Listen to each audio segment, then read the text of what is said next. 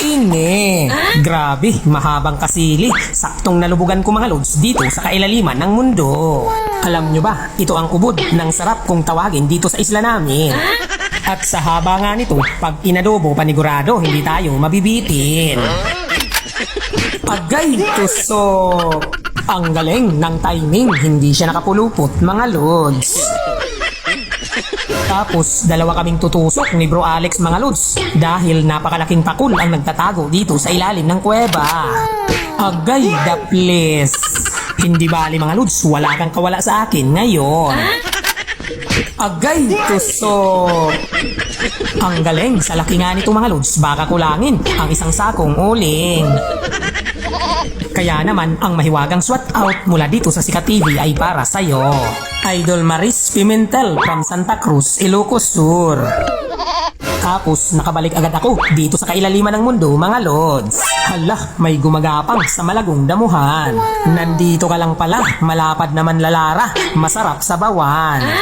Ano, nakikita nyo naman, ang bait niya pati, nagmumuni-muni. Pag tinamaan ko ini, panalo, 150. Kaya naman, pitika na kita, baka makatakbo ka pa. Ayaw kong mag-ulam ng dilata. Agay tusok.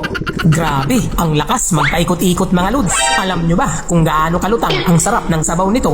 Ganoon din naman kalalim ang baon ng sakit pag ito nakatinik. Kaya naman mag-ingat lagi sa paghigop nito.